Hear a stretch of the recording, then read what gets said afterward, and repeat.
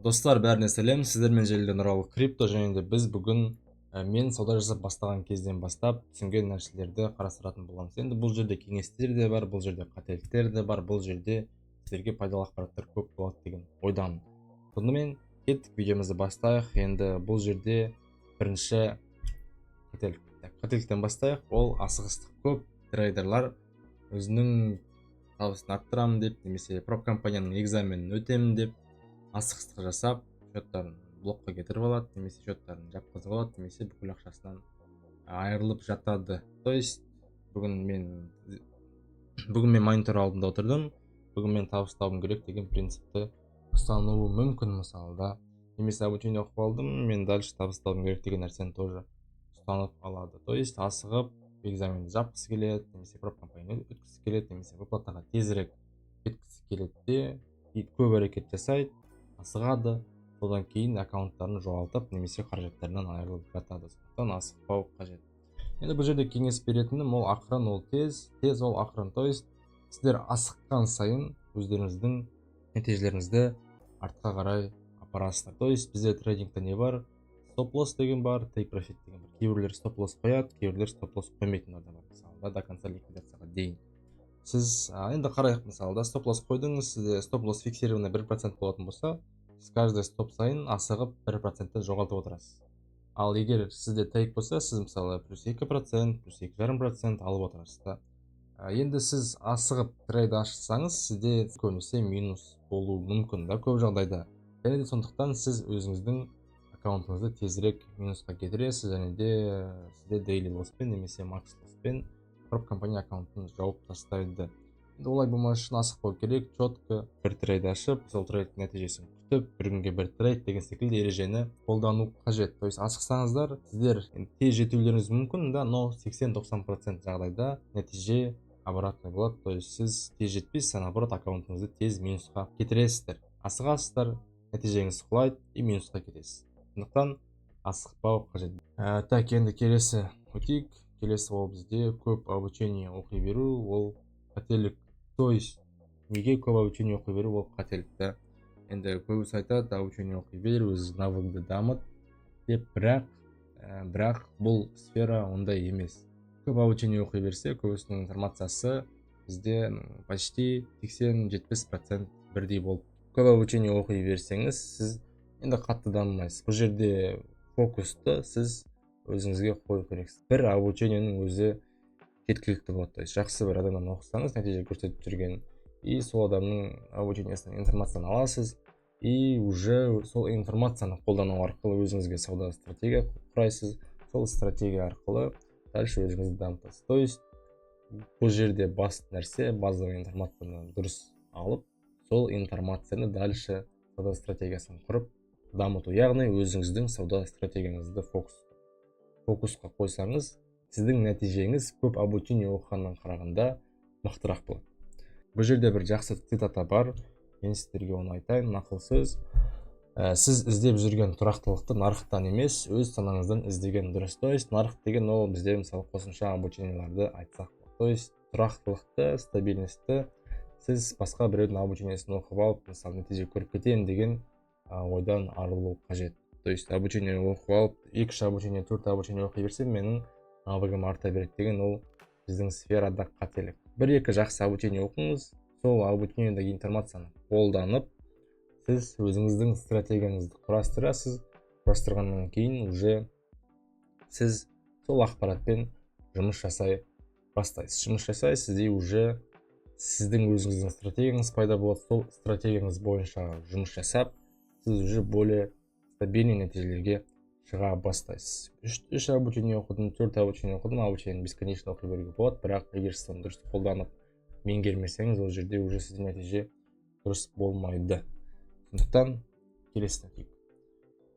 Так, келесі түсінген нәрсем ол арзан проптармен жұмыс жасамау. Енді жұмыс жасау дейікші, себебі көбісі басында арзан проптарды алған дұрыс, негізі по идее, что практика жасап деген секілді. Себебі ең басында сіз прop компанияны экзамен өту шансыңыз аз болады, және де арзан проптармен жұмыс жасап көрген дұрыс. Бірақ егер сіз ол арзан пропты өтіп жатсаңыз да, сізде Оның келесі проблемалар болады. Ол бізде бірінші выплата төлемейді, немесе өткен соң сізге аккаунтты бермеуі мүмкін, және де болмашы себептермен бан береді. Менде осының үшеуі де болды. Осымен то есть маған выплата төлеген жоқ бір компанияда. Потом екіншісінде өткеннен кейін ол аккаунтты маған бермей қойды, бір ережелерді айтып, осылай сіз бұздыңыз деп.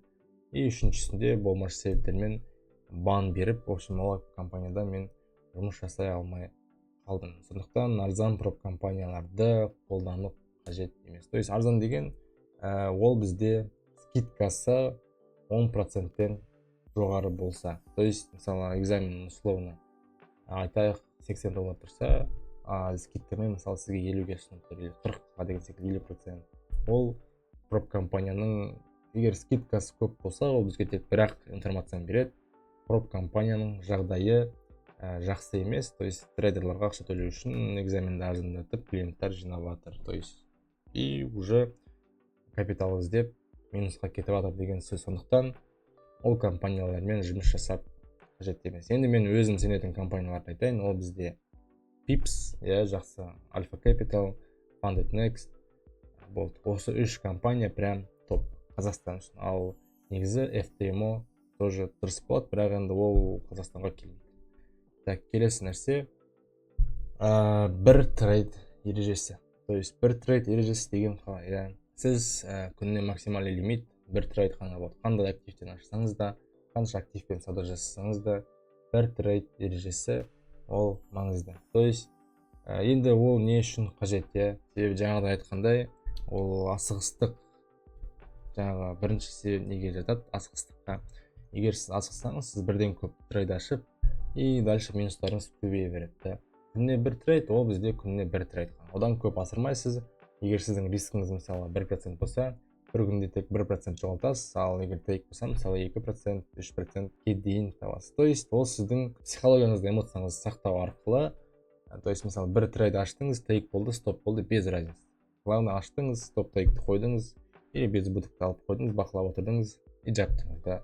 И қалай жабылды, без разницы. Главное, сіз күніне бірақ трейд ашасыз. Ол сіздің аккаунтыңыздың балансын ұзақ мерзімге ұстауға көмектеседі. Бір трейд аштыңыз, тейк болды, стоп болды, без разницы. Жаптыңыз, уже мониторды қарамайсыз. Бұл негізі граль десе де болады, себебі көбісі бастап жатқан кезде 2-3 трейдтен ашып аккаунттарын, то есть енді көп табыс тапқысы келіп, аккаунтта экзамен өтіп кеткісі келіп, тез трейдтар ашып жатады, но ол қателік екенін түсіндім. Күніне бір трейд, тейк болды, стоп болды, все. Дальше демаласыз. Зато сізде на дистанции нәтижеңіз жақсы болады. Так, түсінікті деп ойлаймын, Келесі ол 24/7 монитордың алдында отырып сауда жасау. 24/7 монитордың алдында негізі трейдингте сауда жасау қажет емес. Главный нәрсе, бастысы, ол сіз үлкен экраннан сауда уақыты алдында анализ жасап алдыңыз, белгілеп қойдыңыз, уведомлениелер келетін қойып қойдыңыз телефонға, баға сол жерге барып келген кезде сізге баға осы жерге келді деп көрсетеді. Сол жерге келеді, реакциясын қарайсыз, и дальше уже мысалы сіз белгілеп қойған зонаға қарап отырған кезде баға мүлдем келмеуі де мүмкін. И келмейтін болса, ол жерде уже просто бір күніңізді тупо өткіздіңіз деген сөз. Сондықтан күніне бір трейд, 24/7 монитордың алдына қарамай, сауда уақытының алдында 10-15 минут бұрын анализ жасап, сол жерден бағаны күтіп, и баға келген кезде ғана графикке қарап, реакциясын күту жеткілікті. Монитордың алдында 24/7 жұмыс жасап керек емес. Енді оның бір минусы бар, қазір айтайын, ол сіз графикке қарап отырған сайын сіздің көз алдыңызға әртүрлі позициялар елестей бастайтын болады. То есть қайдағы жоқ позицияларға кіріп, аккаунтыңызды минусқа кетіріп жүргеннен қарағанда, зонаны белгілеп қойдыңыз, и сол зонаны күтіп, сол жерден реакция баға тиген кезде реакциясын көріп, сол жерден позицияға кірген 1000 есе артық. Келесі ол пайдалы нәрсе, түсінгенім, журналдың маңыздылығы.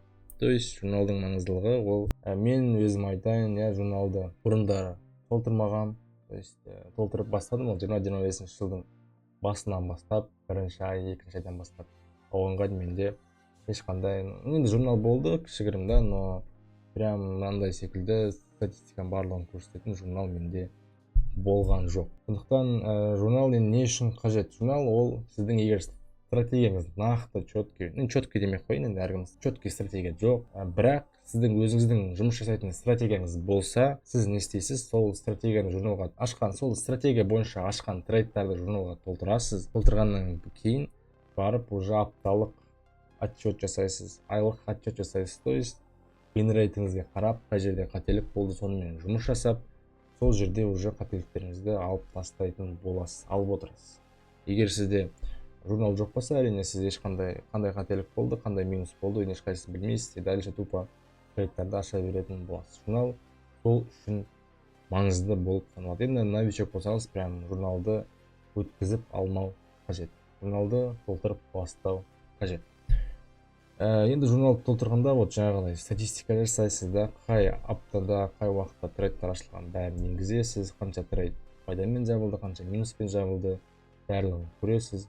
Содан кейін уже өзіңізге идея, ойлар қарастыра бастайтын боласыз саудаңызды. Может, сауда стиліңізді өзгерту керек, может, сіз убыточный мысалы да, стратегияңыз бэктесті жақсы көрсетіп тұр, а лайфта минус, неге минус, бәрін қарастырып, саралап, содан кейін өзіңізге ой түйесіз. Ал егер журнал жоқ болса, сіз просто бір орында тұрып қалып қоя бересіз.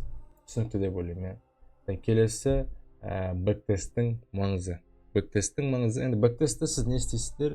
Сіздер бэктестті өздеріңіздің стратегияларыңызды тексересіздер. То есть жұмыс жасайды, жасамайды, в будущем как основной сауда стратегиясы ретінде алуға болады, болмайды, соны көресіздер. Енді бэктест арқылы стратегия құрасыздар, сосын лайфта тексересіздер, сосын егер жақсы нәтиже болса, уже сонымен жұмыс жасап, и уже дальше негізгі стратегияларыңыз ретінде қолдансаңыздар болады. Осы енді журнал толтыру прям менің саудамды өте жақсы нәтижеге алып келді десем болады. Бұрында менде қатты журнал болмаған, журнал толтырғаннан кейін менің нәтижем уже x2, x 1,5 есе точно артты. Келесі сауда жасайтын актив. Енді көп, енді бұл основном новичоктарға арналады десем болады.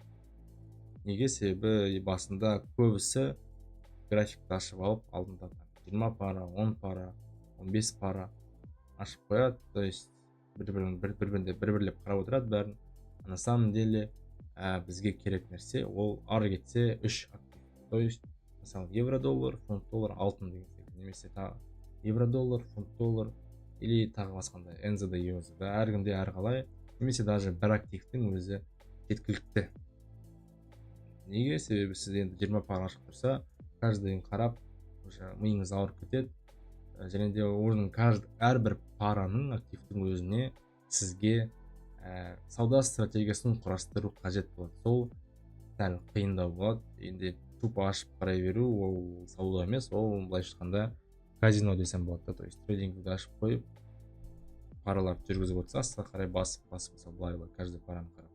Ол казиноға кірген секілді болады. Біздің задача трейдер ретінде нарықта волатильностьті қарау, және де сол волатильностьтан табыс табу. Және де біздің ситуациямыз бойынша позицияға кіріп, нәтижемізді арттыру. Осы.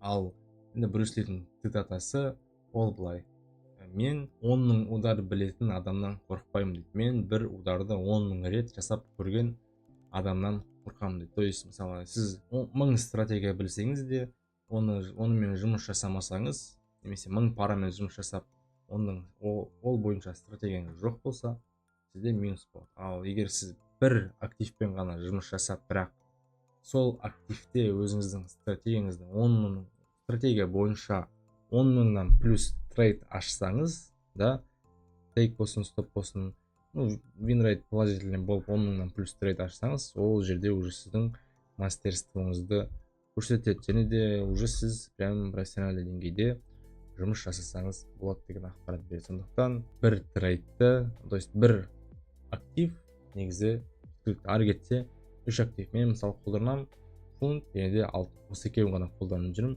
басқасын вообще қолданбаймын. То есть ол біріншіден фокус болады сіздерде, екіншіден сіз алаңдамайсыз, және де көбінесе фокусты алып келеді. Сауда жасайтын активтің санының көп болмауы. Жалпы 2-3 актив негізі жеткілікті. Осы. Және де бұл енді бізде менің түсінген нәрселерімнің бірінші бөлімі болған.